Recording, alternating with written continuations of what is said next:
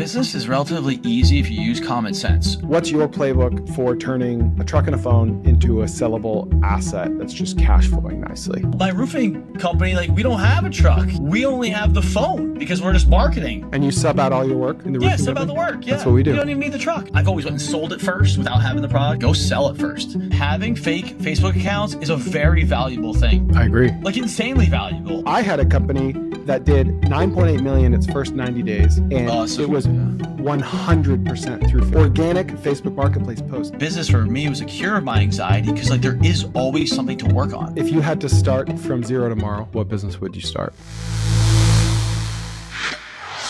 I'm very optimistic. I'm probably one of the most optimistic people you'll meet, but I'm not optimistically stupid.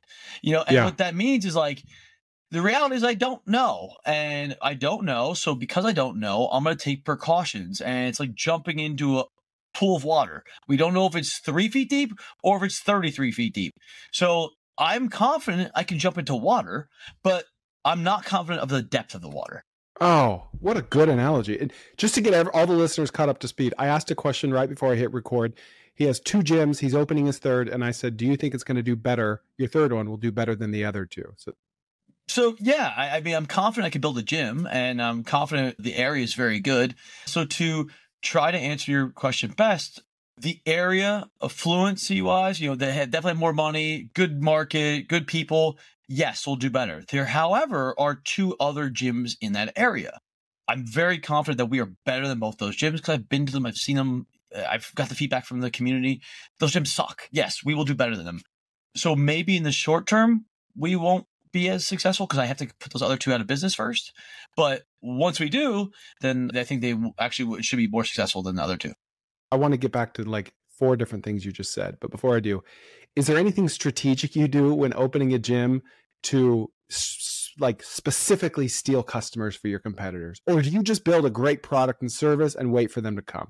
So funny because I feel like there is so much we have to talk about, and 2 ADD people are bad together. Yeah, this is bad. We need a mediator.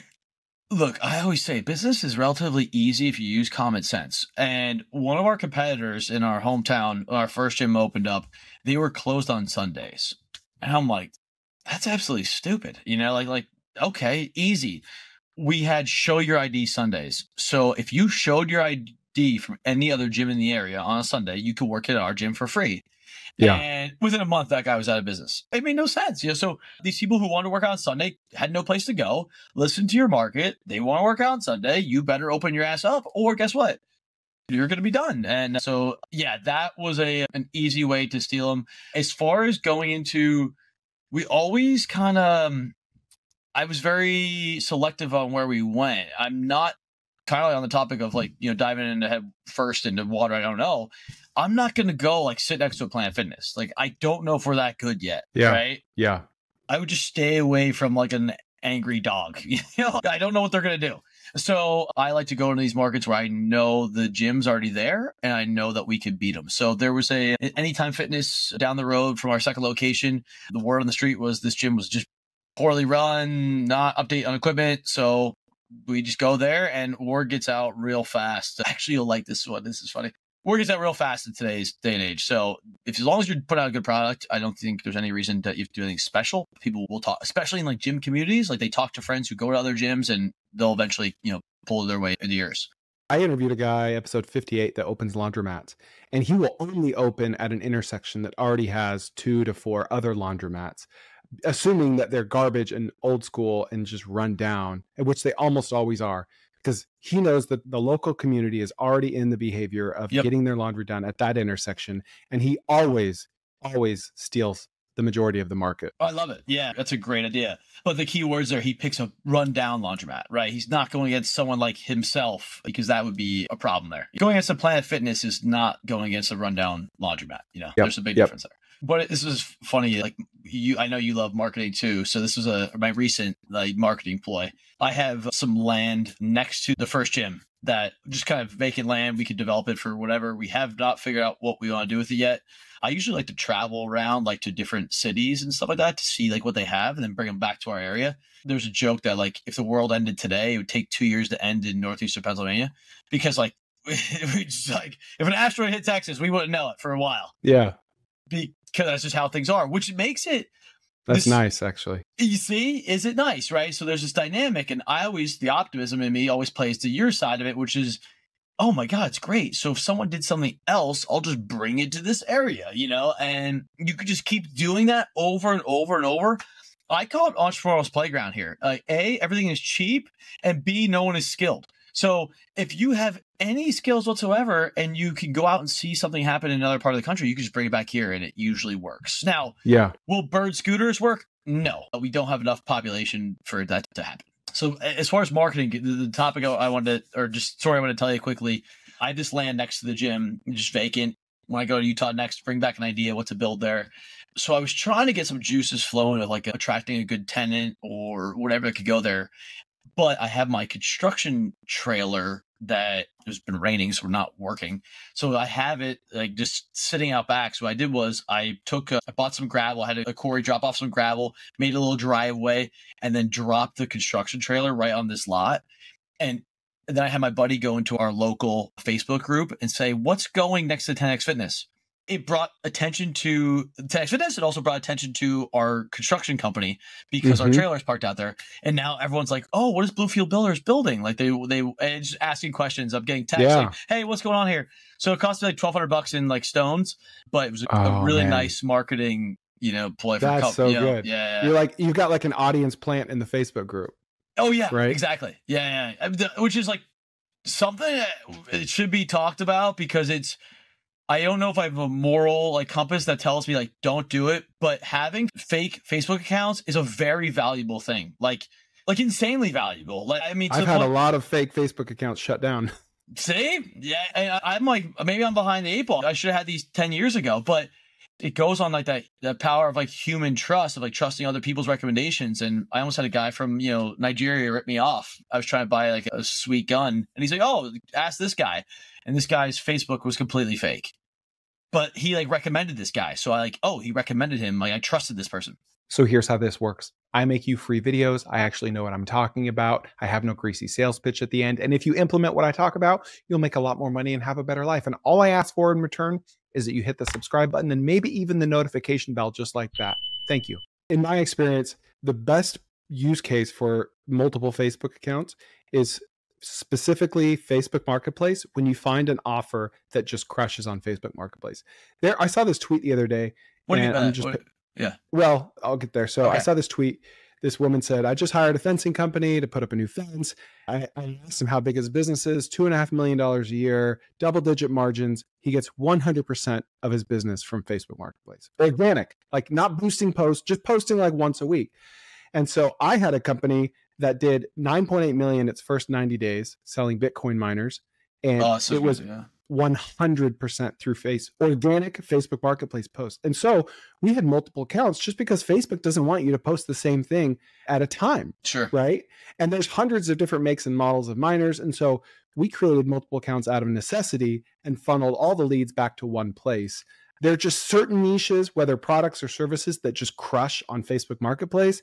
If you find that, it's really helpful to have multiple accounts so you can post multiple times.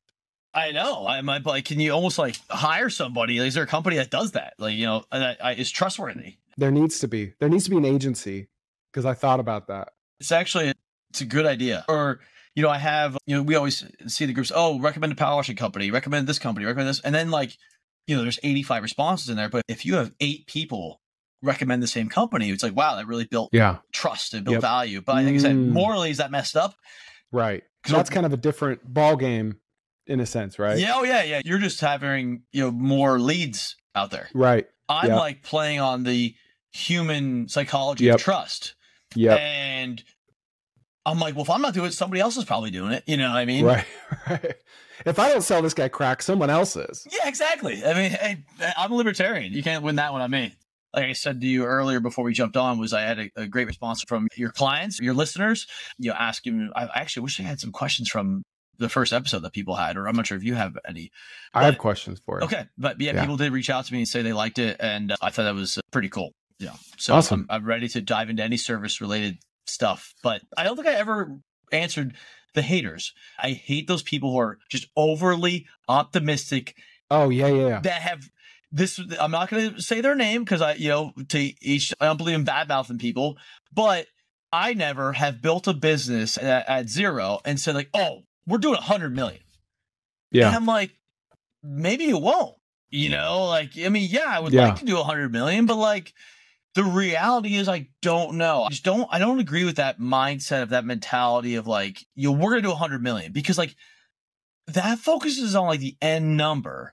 And I think it's more important to focus on like the system and the processes that like can get you to the end number. Or that are more under your control. Or they're more under your control. That's fine too. Yeah, yeah. The system and processes are totally under my control. It's like, instead you should be like, I'm so excited to launch this because I'm going to cold call 100 people a day over the next 100 days. That's like, fine. Yeah, no matter what. I'd fully support that person because it's very actionable versus I'm going to hit 100 million. I was debating with some people who just for some reason had it in their heads that they were going to be a $5 million power washing company. And I'm like, I've been doing this for 13 years. I'm like 5 million for power washing is really, really difficult. Like how, how many crews is that?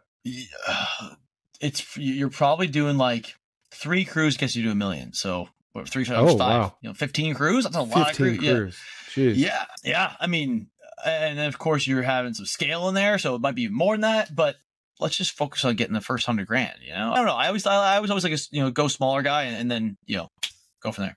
Well, you said like I know how to dive. I'm great at diving, but I don't know if that pool is 3 or 30 feet deep. Like that analogy just rings true to me immediately. Like you, I'm opening something very similar to a gym. I'm opening a pickleball club in my backyard. Okay. I have a metal shop, 2,100 square feet, and it's going to cost 30 to 40 grand to build it out. I've got to add a bathroom. I've got to fix the septic. There's a few things. I'm extremely confident that this business will work. I only need 1 to 200 members until I'm at full capacity because I can only fit 1 court, right? And so it depends on how frequently people play. Do they play doubles or singles? $100 to $150 a month, 100 to 200 members at max capacity. So basically, at where it stands today, I can rent the thing out for $2,500 to a home service business. If I do all this, spend 30 to 40 grand, do marketing, put in a key fob, cameras and all that, I could make 20 grand a month from it, almost 10 times as much with no employees, cleaning service, insurance, right? There will be some customer support that I'll have to take care of, but that's the whole play. And so I was about to get started in launching it. I called a septic company. I got some quotes. And then I was like, Chris, you're breaking your own rule here. Like, let's do the research. Because on paper, there's about 10,000 people within 10 miles of me that play pickleball weekly. Okay. I need 1 to 2% of them. But I've gotten in trouble so many times when I play that 1%. I could just get 1% of this market. Like, stop. It's probably going to be 0.1%, right? Yeah. And so I've gotten in trouble. And so what I did 2 days ago is I put up a bunch of Facebook ads. I did 3 types. I did instant forms, I did messenger ads, and then I did just a link to a type form. This is, here's the address of the pickleball court. Here's what it will cost. Here's our features. Fill out this type form. Tell me your shirt size, how often you play. Do you do singles, doubles? What time of day do you play? Are you okay with $100? Do you have other friends you could bring? All this stuff. And I'm converting leads at under $2 each. Like very high intent. They know the price. They want to buy. Under $2 each. How many? Right? Yeah, how many leads here? Yeah. Well, I just started this 2 days ago, and I've got like 20 something leads, and so it's going to cost me like $20 to $100 to convert a $1,000 customer, $2,000 customer, which is amazing. And so, like, that's just a good example of doing the research on how deep the pool is, like actually how deep, because maybe people want to play on the mega courts that have 12 other courts for the energy and for their friends. Maybe they don't want to play in a single court, and my thesis is wrong, right? Actually, this is a really important to tie in what we're saying is I'm like, I hate these people who focus on, that end number of like, oh, I'm going to do 2 million in pickleball. And like, you're not focusing on the $2 million, number. You're saying, hey, like, can I judge the depth of this water? Do I have a sonar machine, right? Is there something that allows me to figure out the depth of this water? I can then eventually do whatever $2 million. That's great. I've never gotten that advanced into the testing of the market. I've always went and sold it first without having the product. I always recommend people that too. I'm like, go sell it first. I'm Like, doing that as well. Like, I'm going to yeah, collect you are. pre-orders. Yeah, Yeah. I mean, essentially, even by advertising it right now and getting your leads, you're selling it. So Yep. I'm like, hey, sell it now. And if you have, like, you had 20 inquiries in 2 days, okay, there is a demand for it. Before buying a hot water power washer, I'm like, yo, go sell it. I mean, I was bringing when we were opening our first gym up, I was bringing the community in to help name it. I'm like, I didn't even have any good names. Oh my God, dude, people love giving their opinions. They're like, oh yeah, name it this, name it that, name it.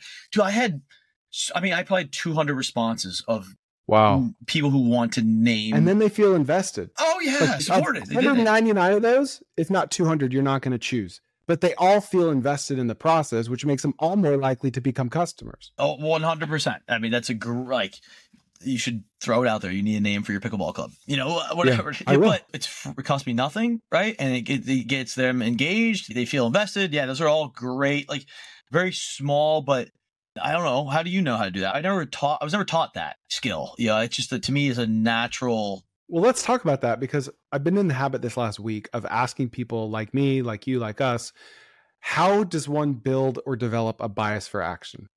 How can you teach that? And I won't accept the answer. It's nature, not nurture. You just got to be born with it. I won't accept that. How can you flex that muscle, build the muscle to have a bias for action? I think it's a traumatic life event. I was probably middle school, 12, 13 years old. My dad quit his job, and so we went from a 2-income household to a 1-income household. And like I felt the lifestyle shrink. So like I knew what it was to have extra money and nice vacation.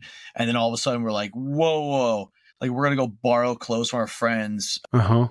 My mom would she knew a lady who had a restaurant and like catering business, and the lady would just give us food to have, and like we would eat this food. And I want to say it was called the Brass Buckle. That's not the name of this, but it's Golden Palace, the Golden Palace. So I had Golden Palace mashed potatoes for like months straight. It was awful. But I remember that pain and like seeing like my mom and dad both stressed out about finances and like what we were doing. My dad actually, it was like doubly bad. He quit his job to then start trading stocks, and he was bad at it. So he started losing money trading stocks. So we were like really losing money. We went from like going cut down income and then losing. So I saw that. And for me, like that was always my like, yo, you gotta go to work. Like, my mom's response was like, I'm gonna go get another job and then go get another job. So like she had 3 jobs at one point.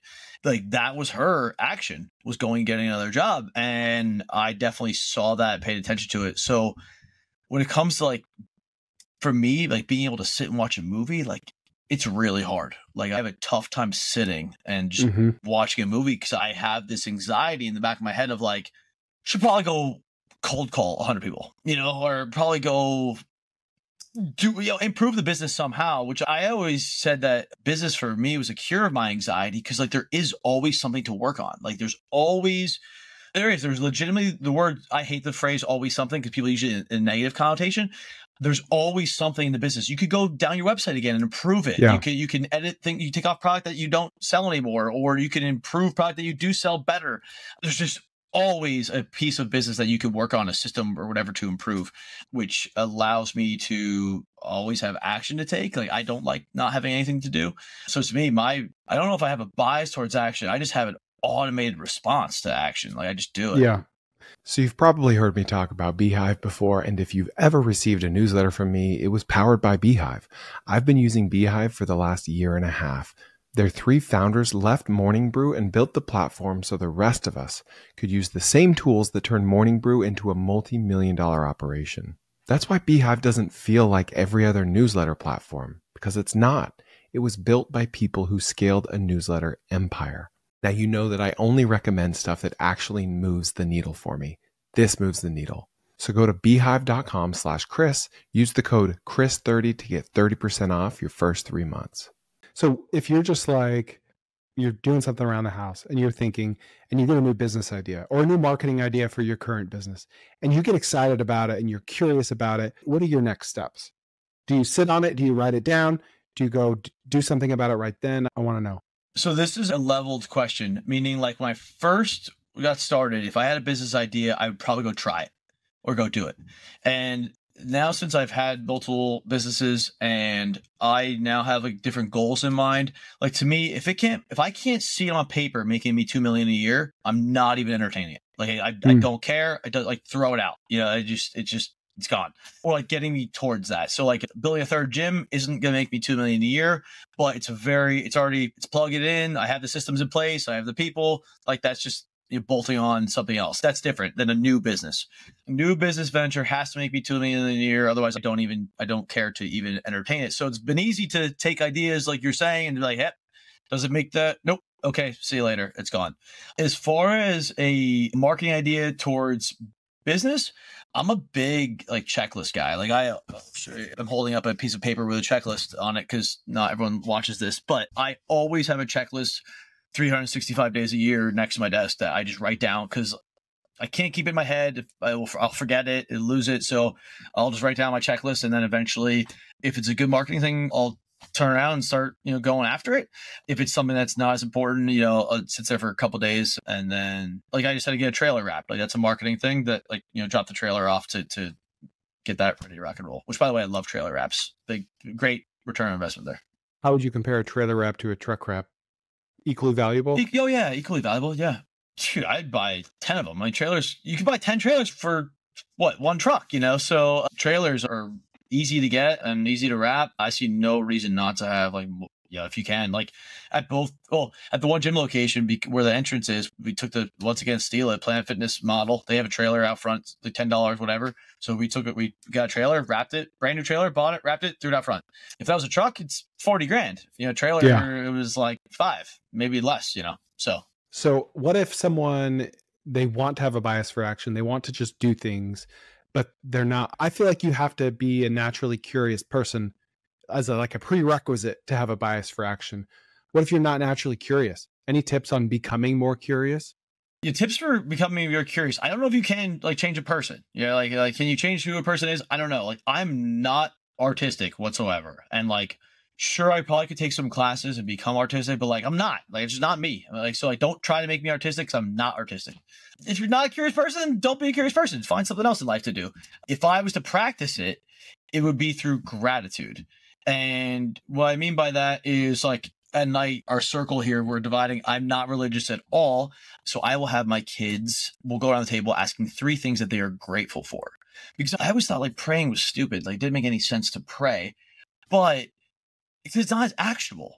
Praying is just a thought in your head, right? But gratitude and watching, I want you to do it tonight. Ask your kids what they're grateful for, 3 things they're grateful for. And you'll see when they get to their third one, because the first one's really easy. Second one, whatever. The third one, they sit there and what we're doing now, ask them, what's he grateful for? Yeah.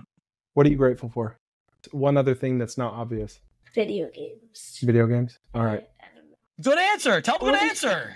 Those are great answers. I'm so glad that happened because I was worried that was going to happen to me. Actually, yeah, I thought my kids would walk in here.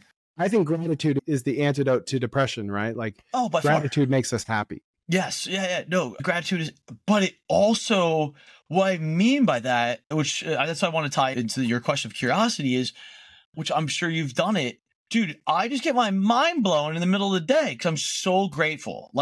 Because of my gratitude is so high, but my gratitude is actually linked to my curiosity, where I'll be doing something and I'm like, wow, those who can't visually see, I have 2 very red eyes. I got pink eye from both my kids. I have double pink eye from my kids.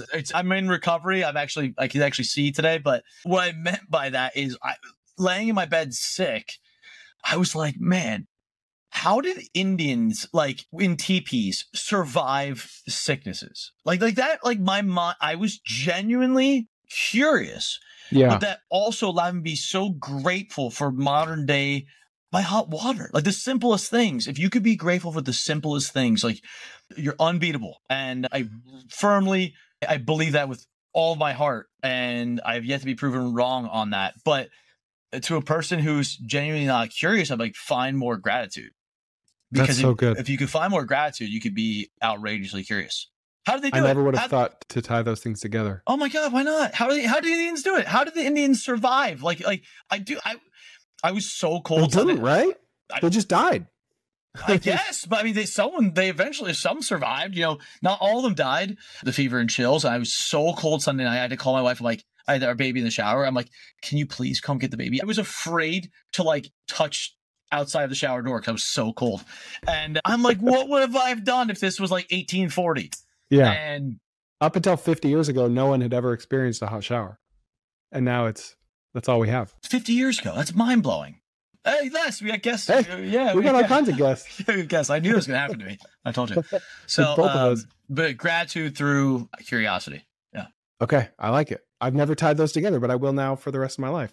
We talk to them about gratitude, but not as intentionally as you do, not as intentionally as we should. When you ask them, and I'm telling you, they get to that third thing. Like, so you see how fast he was like, Dad, Mom, right? Like that's cool. That's fine. But like, if you ask them every day, right, it's not Dad, Mom, like they'll change things. They'll see the different things in their day that happen. But the reality is like, they'll get to that third one. Sometimes they don't, like, they can write them off real fast. Sometimes like they don't think about that one. But when you think about that third one, in my opinion, you're opening the pathways. Mm-hmm. Of like to see things and and that's what you want. That's like that's why there's three, because it's Mom and Dad. Or it reminds me of, they say that the bottom third of a resume is the best part. It's like where I went to school, what I did for work, what results I had, but they're like, what do you love to do? What are you obsessed with? What are like those things that would not overlap with very many people? That's the most important part of the resume. It kind of reminds me of that. That's a great example. Yeah. I'm going to ask you some hot take questions.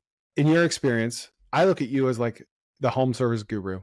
Okay. So what is the most overrated, or it could be multiple, home service business right now, in your opinion? I'm in the field, so saying power wash feels like a cop out, but I have to say it. Yeah, it just flat out is by far the most overrated. And I'm saying that is because of TikTok videos. Like people think they saw these TikTok videos of people power washing and got on this trend, and everyone with $300 could go to Home Depot, buy a power washer, and start one. It has to be by far the most overrated. I'm trying to think of like my second one would probably have to be a landscaping business, because it's like really not a very niche, type market. Like you cut grass, it grows. People are just looking for the cheapest price. They don't really care. You're competing with Jose. You're competing with everybody. I mean, I had a landscape business when I was 16. Who didn't? Yeah. I just took my dad's tractor down the street and sold jobs. Anything that low barrier to entry is, in my opinion, wildly overrated. What if you had to start from zero tomorrow? You couldn't start anything that you've already done. What business would you start? I'm not sure if I would start a business. I'd probably buy one. That's first, because I think that's really important to see like track. A lot of people fail on their first startup. If it was going to be a service business, it would probably have to be HVAC and heat. Like you just need those two things. There's skill involved. There's training. That have to be my number one. It's a necessity. We're starting a roofing business. I thought roofs were a necessity, and I realized like they're not. Like people have leaking roofs, they just put a bucket underneath it. And they're like, yeah, whatever, I'm selling the house. Or a tarp over it. Tarp over it. Yeah. Yeah. It's not as necessary as like when your hot water stops working, or like when you have no heat, like you don't care. You're calling the next person. Yeah. You're burning your furniture. You burn your furniture. Exactly. And probably because I've had a business, like power washing is more of a leads problem. Like we don't have enough leads. Like we have work, but we don't have leads. HVAC has so many leads and not enough work. So I wouldn't mind having the opposite problem. Yeah. What I had. Yeah. So that would be a perfect business to buy then, because of all the the licensing and regulatory stuff you'd have to go through. Yeah, I would still buy an HVAC business. Even though I'm not a certified, it's actually kind of funny this happened to us. We had one of our trucks got DOT. We have 550s, and the guy who was driving it he was kind of borrowing it to do a touch-up job. He normally doesn't drive it, but he got stopped by DOT, and the DOT's like, hey, you don't have a medical card, you can't drive this, which by the way is completely ridiculous. My sister-in-law rented a U-Haul that was 26,000 pounds, and she drove it from Vermont, this weekend. But my guy can't drive 10 minutes down the road without a medical card. It makes no sense. However, he got pulled over by the police, and he called me and said, "Hey, I got pulled over. Like, yeah, come pick this, truck up." I'm like, I don't have my medical card. So I wouldn't necessarily go get my medical card. I wouldn't get my HVAC license. I would just buy someone who has it, and you go that route. What business model is a scam that no one's saying out loud? Doesn't have to be home services. Any business model or industry? There are certain franchises that are scams. And I've met a few of these guys who I think they take advantage of military veterans who they know how they have some money and they're like, hey, you'd be perfect for this, fit. And they're like giving them no support. No, they give them like a logo and an email and they're like, okay, like, here you go. Like go off on your own. I'm like, dude, Good luck.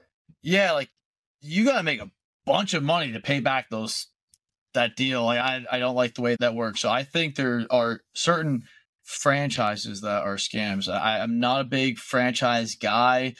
I don't know if I have just a heavy bias towards entrepreneurship and like starting your own. Like I don't know if I even call like if I bought a franchise, I don't even call that entrepreneurship. Like you're just I don't know. How do you feel about that? I think there's a time and a place for franchises, but it's not for everyone. Like entrepreneurship is not for everyone. I think some people want the middle ground between having a job with a boss and some support versus being an entrepreneur.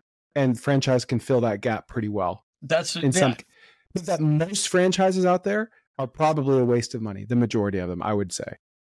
Okay, so you agree with me? Like my scam comment, I think certain franchises could be on the side. Like I don't want to pick on anybody because that's not what this podcast is about, But I would have no problem selling a franchise of power washing to somebody. But like I know what it takes to build it, and like. There's this huge like headwind that you're going right into, which is like the TikTok generation of power washers. There are so many more power washers. I mean, I wish you're a data guy. I wish you'd pull that up, like registered power washing businesses, like, from 10 years ago to today. I mean, it might be astronomical. Like that might be just straight hockey stick, level up, and I'm like, well, like, hey, like you're in that mix of like competing against those people. So like, yeah, you have a franchise. Well, guess what? That entire hockey stick of new businesses that are registered soft washing and power washing, like that's a uphill battle. Me personally, like the way I do business, I don't want to fight that. Just like you go back to full circle of like, I'm not going next to a Planet Fitness for a gym. I'll go next to a crappy gym, sure. But I'm not diving headfirst into a 3-foot pool. That's a good point. I'm making a video about this, but have you heard of Brahms, like the ice cream place? No. They're based out of Oklahoma. They have like, I don't know, 100, 200 locations. It's really random. It's a fast food restaurant, mostly an ice cream place, and then a grocery store, like a very, very small footprint grocery store. And it's kind of like In-N-Out. In-N-Out is unique because they're only regional and they distribute only fresh ingredients. They're vertically integrated. There's no franchisees. They're all corporate owned. They won't even open on the East Coast because they want everything fresh and nearby. Brahms is kind of like the ice cream store version of In-N-Out in that they own their own farms. They own everything. They have their own dairy, their own cows for the cheeseburgers. And I don't know how, but they've somehow like resisted inflation, right? You've got insulin resistance and then you've got inflation resistance. And I can still go to Brahms and get like a bag of cheeseburgers. There's like 10 cheeseburgers in there for $20 today. Or you can get an ice cream cone for like $1.39. Okay. Like a real ice cream, not soft serve. And you can get like a big fancy, like 4 scoops with like nuts and toppings in a bowl and like a waffle bowl for like $3.50 at Brahms. And then if you go right down the road and you go to Cold Stone and you get the exact same thing, 3 scoops, toppings, waffle bowl, it's literally like $11. Okay. For the same thing. And Brahms has better ingredients. Like they have their own dairy cows. A consumer at Cold Stone has to go through how many layers of costs, how many vendors to get to the source, right? You've got to pay like 8% franchise fee, 2 to 3% marketing fee. They have the expensive rent, probably $30 a square foot rent. And then like the vendors, there's kickbacks, and then they got to pay like $100,000 up front. They got to build out a $500,000 store. Whereas Brahms, the vertical integration gets passed down to the consumer. And so it's cheap, right? Yeah. And so in my opinion, when I think of franchise versus not franchise, I think of Brahms versus Cold Stone. And like the end result to the consumer in this case is 70% cheaper product and the same quality, if not better. Quick question. What if there were a private community out there of people that were building businesses based on this podcast? Well, I just made it. And it's only for business starters and business builders. It's called TK Owners. And it's basically like having me and 100 other business geniuses as your business partner, but you give them 0% equity. Also, there's going to be exclusive new trends, growth hacks, business ideas, and a database of everything I've ever talked about. You'll find thousands of startup case studies. You'll have weekly Ask Me Anythings with me while I'll answer your questions directly. You'll be in my Slack channel where I'm hanging out every week and helping members one-on-one. We've got exclusive guest speakers, including some names that you'll recognize. And if you're building something cool, I'll introduce you to anyone you need. TK Owners is the fastest way to plug into a smart, ambitious group of builders and accountability partners that are sharing wins without the fluff. And it's $99 a month, about the cost of an energy drink per day. You can join now at tkowners.com, link in the show notes. And how are Cold Stones doing across the nation? They're not doing great. No, they're not doing great. So I'm, it's funny. You asked that tough question of like, which one's a scam? I'm very satisfied with my answer of franchise. Okay. Because sure, are there some good honestly, you said it best. Like those who want to be their own boss. I've met these people and I'm sure you have too. They're like, hey, I want to be my own boss. And I've never used that phrase. Like you have it. No, I'm like, I'm just gonna be me. I don't know what it's like to have a boss, honestly. Not me either, actually. But my point is like you've never said the words, yeah, I don't want to be boss because you never had a boss. But my point is I am doing entrepreneurship because like that's what I want to do, not because I don't want to have something. Yeah. You're running towards something, not away from something. Yeah, exactly. And the people who are running away from the boss, I think the franchise might be the good fit that you're referring to for them versus like you or I are like, I don't know. I just have to jump off the bridge. Like that's just what I get, I would think if I were to think of a persona of a perfect franchisee that would actually be successful, it's someone that's 30 to 60 years old, someone making six figures, call it 150 to 500 a year, someone that has 6 to 7 figures in savings, maybe home equity, something. They've got a safety net. They are completely dissatisfied and burnt out by the workforce. They hate it. They think they're better than it. They think that they could do what their job does or their boss does and better. Maybe they've tasted entrepreneurship. I've talked to guys that had a landscaping business in college and then they got a job and they've never done anything since. Like that guy who like does really well within systems that can fall into a system. He's not creative, but he's hardworking. He's smart and he'll follow a script. That could be the perfect franchisee. You and I would be the nightmare franchisee because we want to do our own thing on our own timeline, our own way. Like, and that just doesn't work. My friend went to a Crumble franchisee training. Oh gosh. Yeah. I mean, like those franchises kill me. Like those cookies like that. They told him, they said, this is not the place to be creative. If you're creative, just walk out the door. You're going to follow a script to a T. We know it works. We promise it works. We know how to market it. We know how to sell it. We know what to say. We know the ingredients. Just follow the script and you'll be successful. If you don't, you're not a fit here. And that's any franchisee. Yeah, which I respect that because they're like, hey, we did it. We tested it. Like we know what we want. Like this is what we are. And if you don't ask me, because I don't know the answer. If you ask me a question of like, hey, what's a successful franchise?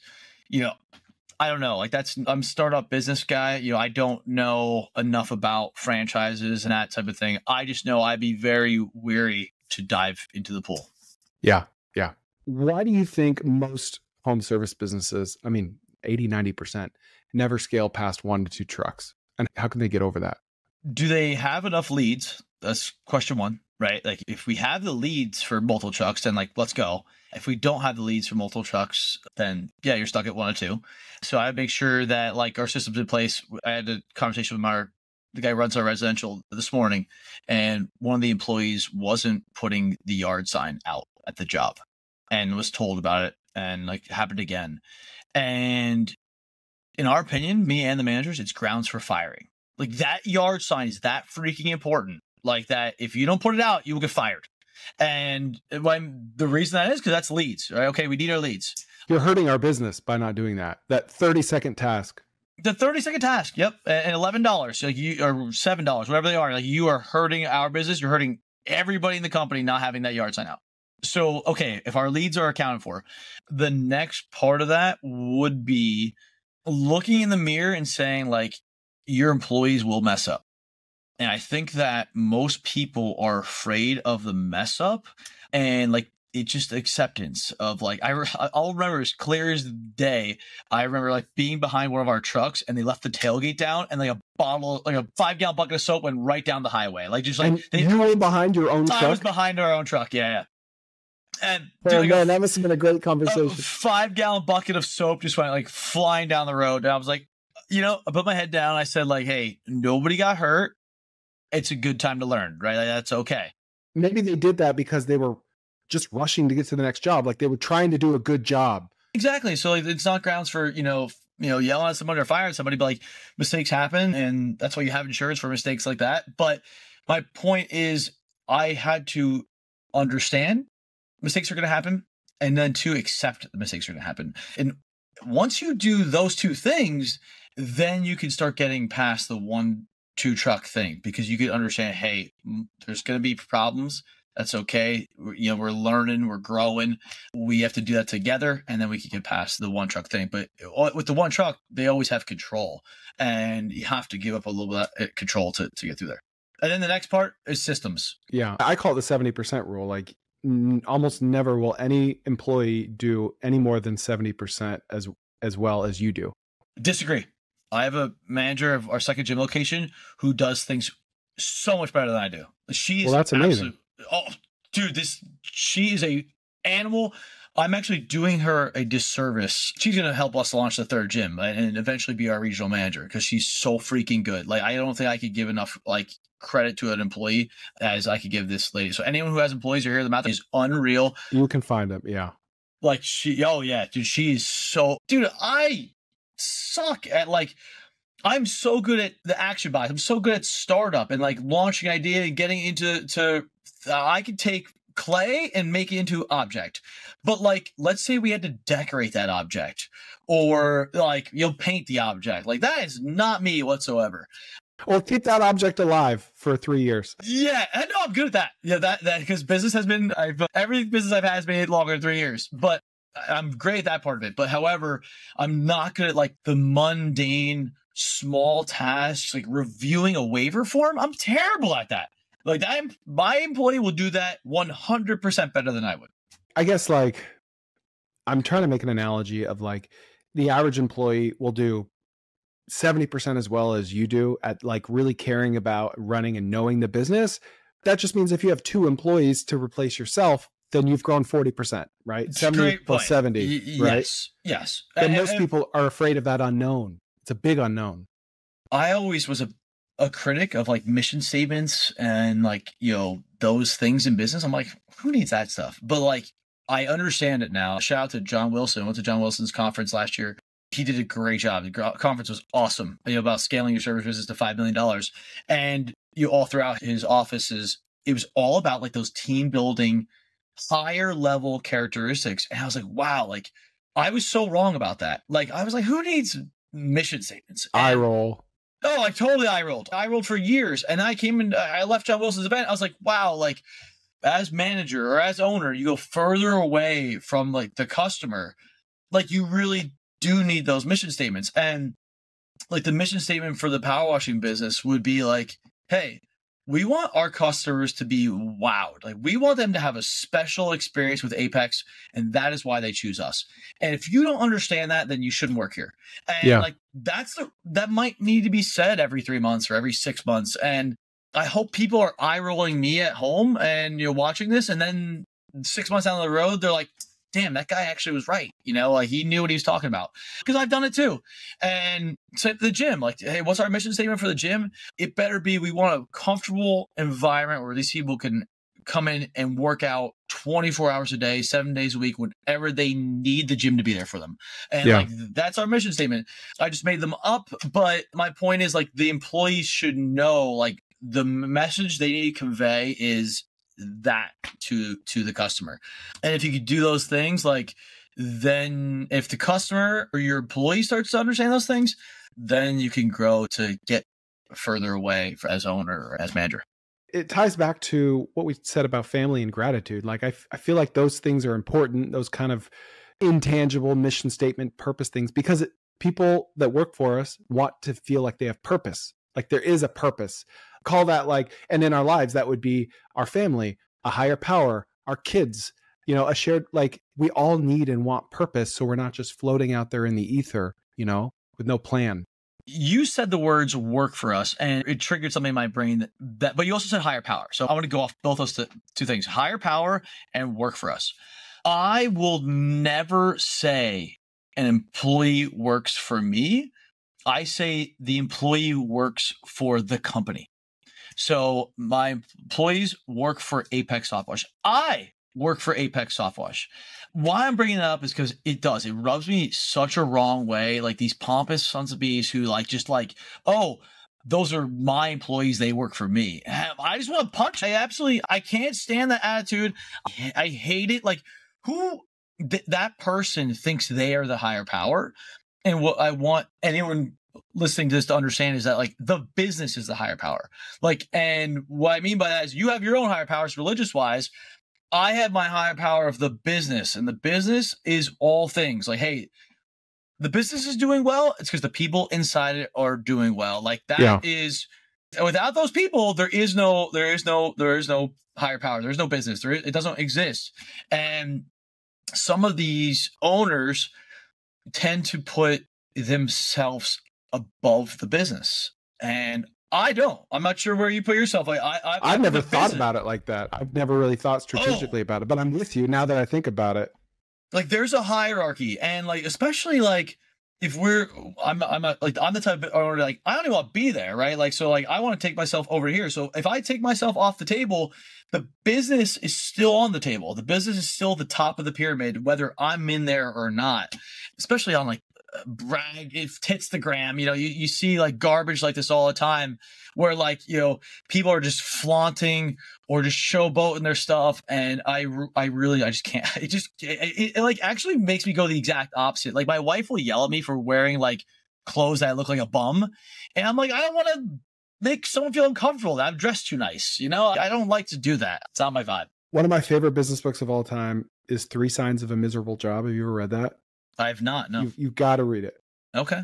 It's not about having a job. It's about entrepreneurship. And the author says that employees need one of 3 things to have a miserable job. And so as the business owner, you need to make sure that they don't have those 3 things. Number 1 is irrelevance.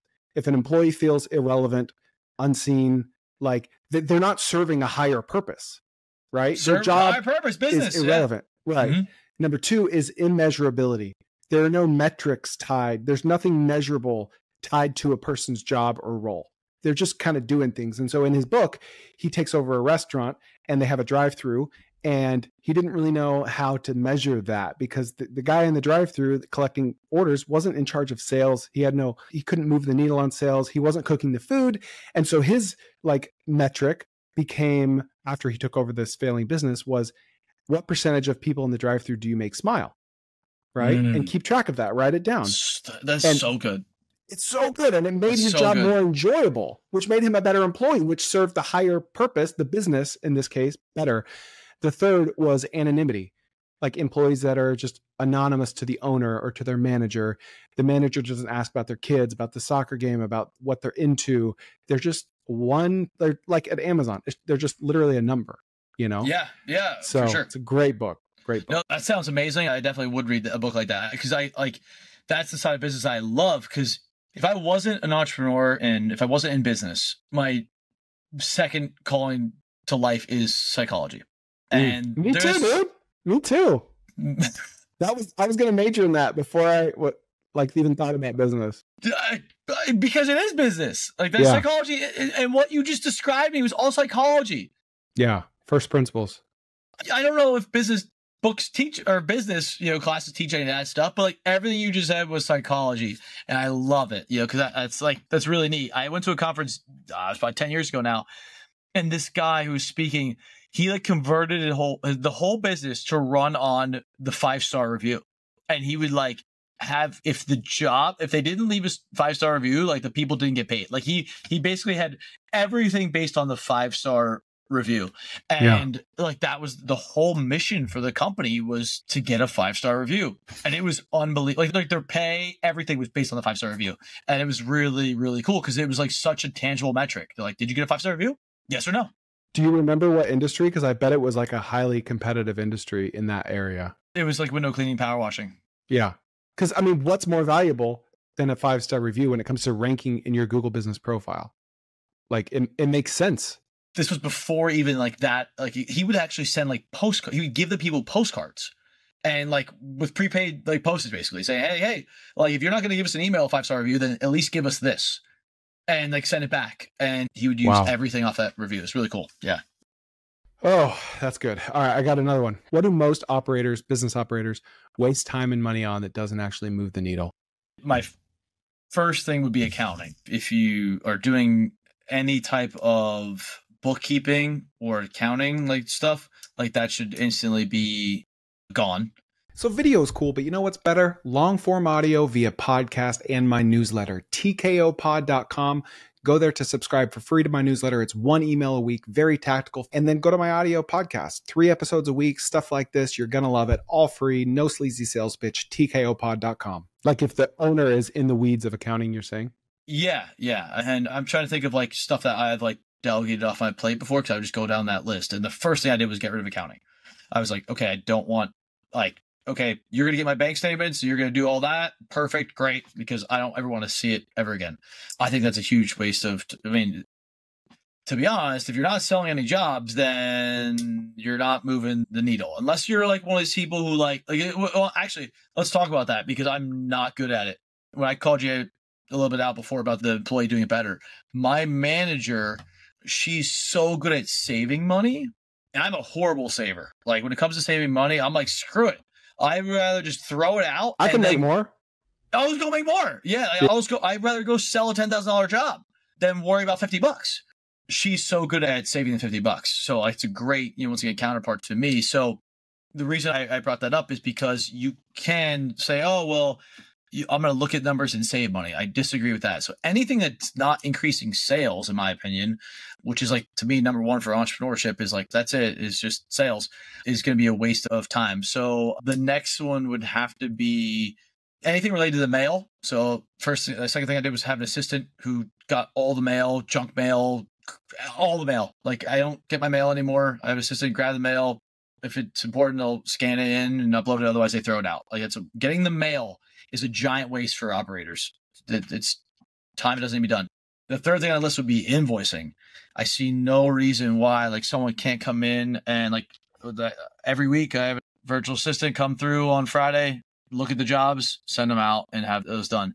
I see no reason why someone's still sending invoices as a owner or operator. You could have someone trained to do that very, very quickly. Okay. I love it. What are you working towards personally? I am in the process of closing on a small strip mall.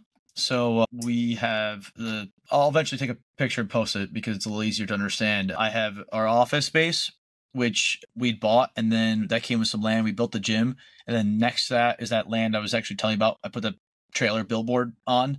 And then next to that is a strip mall. This is actually a pretty cool little story. Old guy, he's 90 something years old. He owned it. He managed it, and he was a big Philadelphia Eagles fan, so me and him would talk back and forth.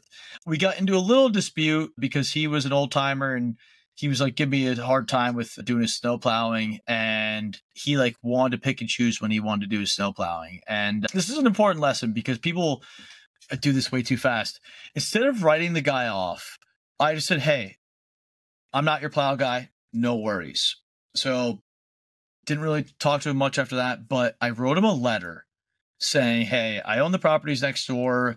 If you're ever, in the point where you want to sell this thing, like keep this letter in your file and like call me and go Birds.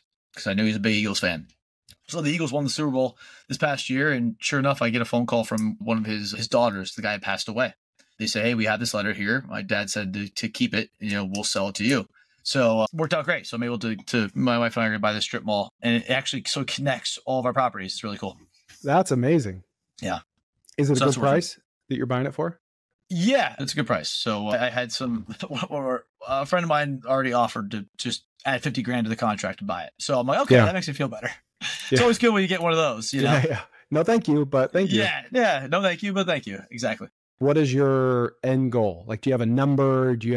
I know you love what you do, but what's the big like goal or number in your mind? Big picture. I'm more of a time guy. I will actually tell you, like, there's definitely people who make way more money than I do.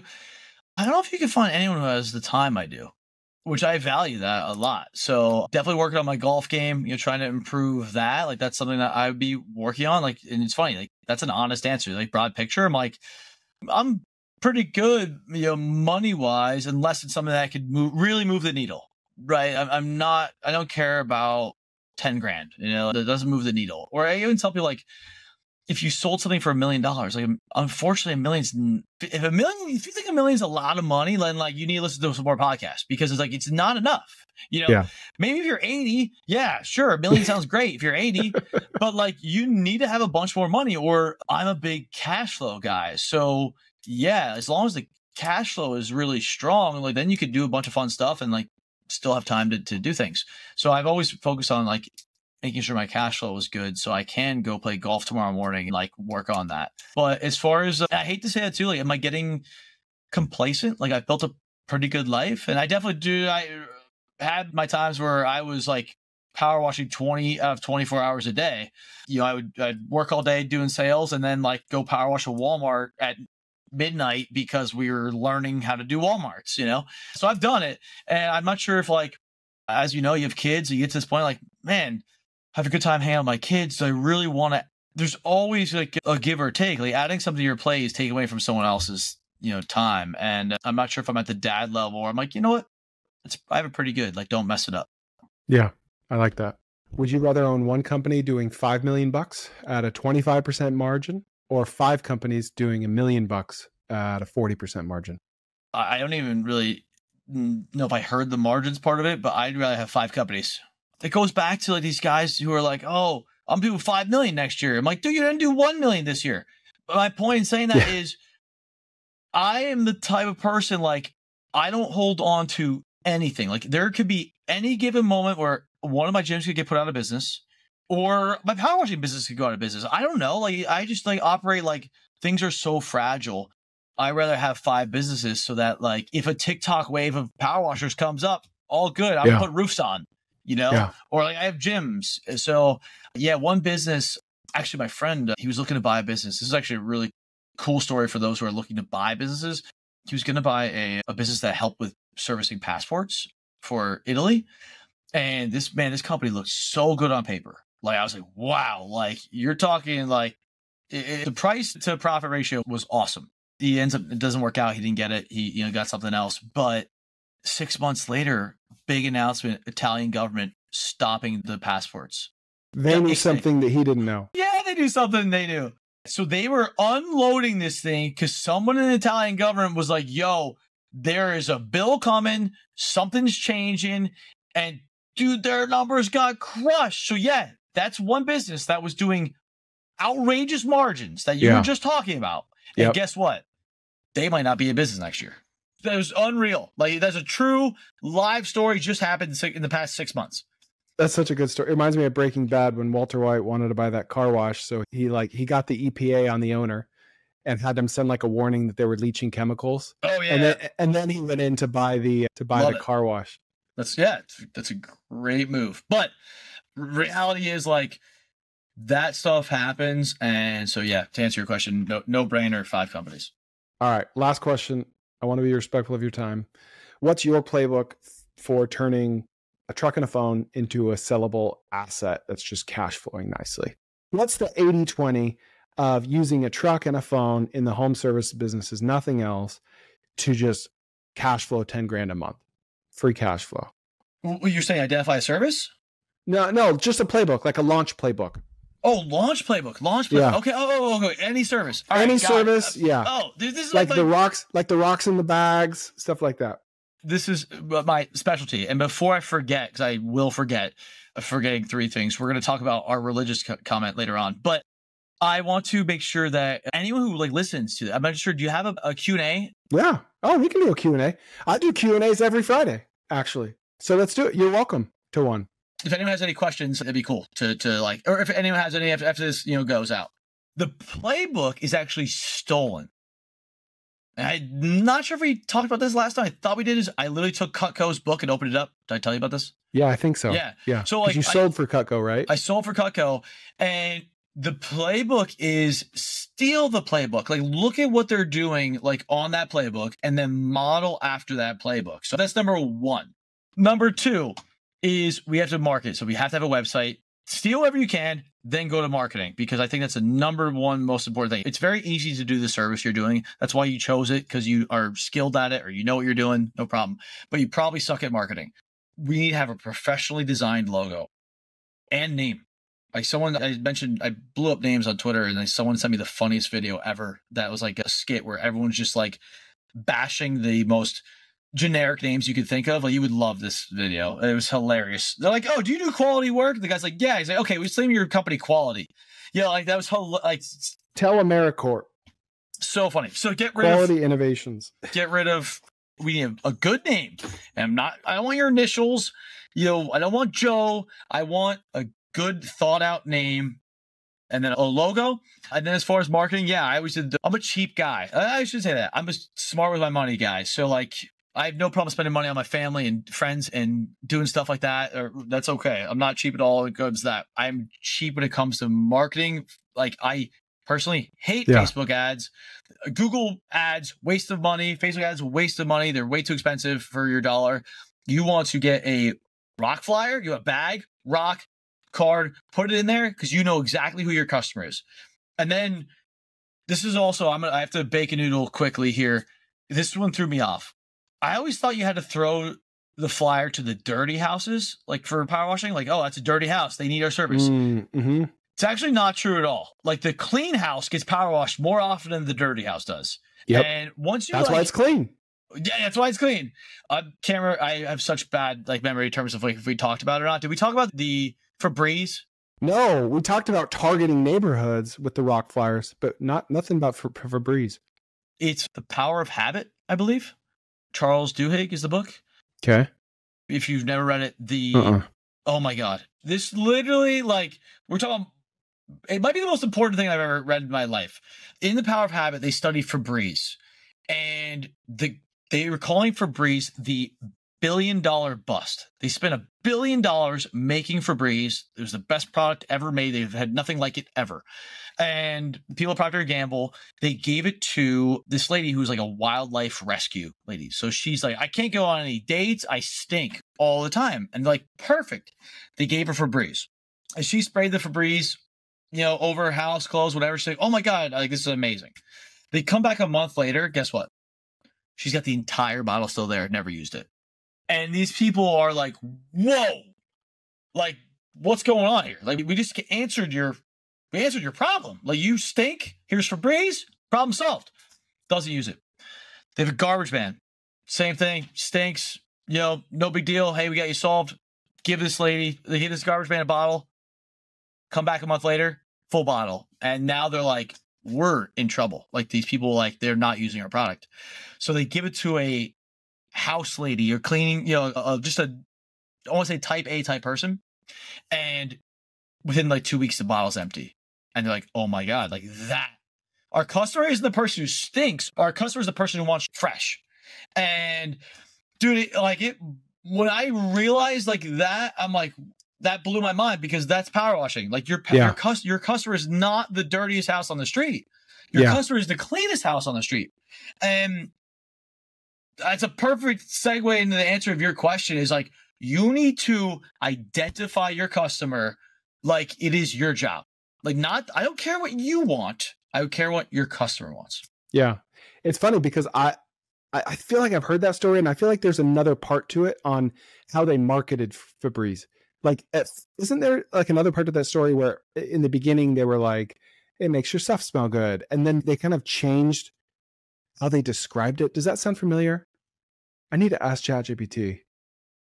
I'm 90% sure it's Power of Habit and Charles Duhigg, but I definitely go to the Febreze story. And I took a iTunes U course on Yale. And the guy's like, human memory is so bad we forget everything. Like, don't believe anything I say. And it was unbelievable. It's true. It dude, it was amazing. The end of the course, the professor, like, after like 12 weeks was like, don't believe me. I might be wrong too.